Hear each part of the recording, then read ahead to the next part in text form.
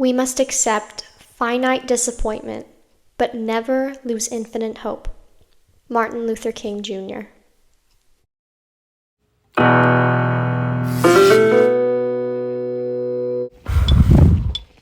From childhood through adulthood, there's always people who provide a sense of opposition. Whether it's seen in impudent kids at school, brazen online bullies, or workplace antagonistic spirits, it is a reality that frank malevolence is a challenge which targets many meek hearts. Knowing that we should focus on what is in our realm of control, what is the next step when confronted with such attacks?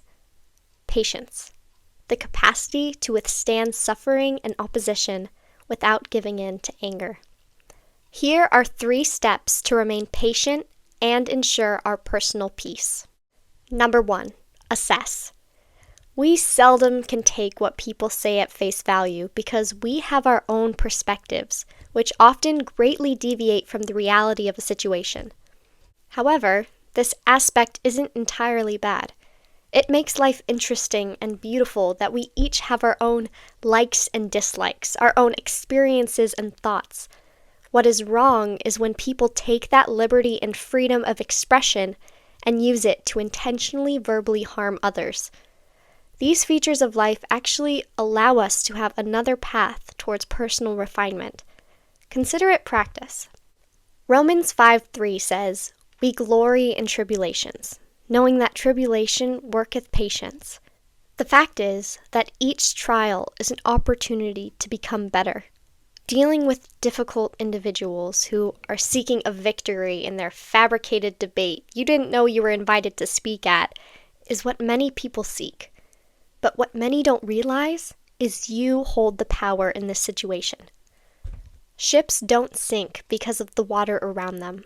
Ships sink because of the water that gets inside of them. The point is that we can't internalize someone's hatred or pessimistic spirit and let it get into our heads. We need to assess the situation by considering what others are saying as well as why they are saying it. When we strive to have a deeper understanding of others, our hurt and offense can be morphed into sympathy. Are they projecting their own insecurities or exhibiting an ego defense mechanism such as displacement? Now, we don't have to dive in that deep, but it's important to remain logical about such situations. Assess them. Use rationality to our advantage by remaining calm and in control. Number 2, rewrap. Imagine you were given a lovely little gift at your doorstep. A pamphlet for 5% off your next purchase on Artichoke. Now, why on earth would you want that, right? You would most likely throw that ad away. Why? Because it doesn't matter, benefit you, or bring you happiness in any way. That is exactly what we should do with the jealousy-driven, hedonistic words of people who hold such a myopic perspective. Throw it out. Don't even let it in your home. We must surround ourselves with people who lift us up, not those who bring us down. That doesn't mean isolate yourself from those who are hateful. There's always a reason behind people's actions and always a battle within them that we know nothing about. But it's important to have enough compassion to direct our emotions elsewhere and try to understand the why. Now, that does not condone wrongful actions, however, provides a glimpse at an explanation. Rather than losing our temper or becoming offended, we must look outside of ourselves and return the favor. Take apart the gift and rewrap. Give a new one. Rather than regifting that same nonsensical, hurtful gift, we shall present a better one. Number 3, give. Allow yourself the gift of peace. Place your focus not on the capricious opinions of others, but rather your goals, dreams, and passions. And when those are hit, deflect. You have a responsibility to defend yourself too. A way to show this self-love is by not caring about the negative words of others. Marcus Aurelius said, "But to be strong enough both to reject that which should be and to be sober is the mark of a man who has a perfect and invincible soul." No matter how difficult it may be, we can give back to the people who have wronged us. It's often actually cathartic to step back and be the bigger person by continuing to smile.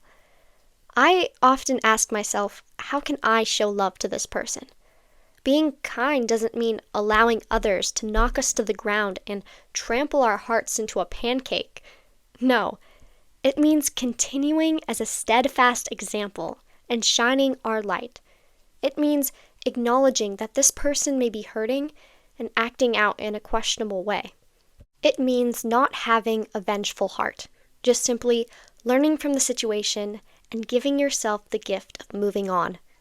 We can also give the gift of non-response. In some situations, you simply have to remain calm and look into the eyes of your offender and see them as a human and not for their actions. So here's your TF challenge, today through forever. Focus on controlling your emotions when confronted with people who try to tear you down. D&C 24 verse 8 says, "Be patient in affliction, for thou shalt have many, but endure them, for lo, I am with thee, even unto the end of thy days." Remember, others' passive-aggressive tones, backhanded compliments, and sharp daggers of insults concealed as jokes are only a reflection of their character, not who you are. Choose love, peace, patience, and greatness, despite our society.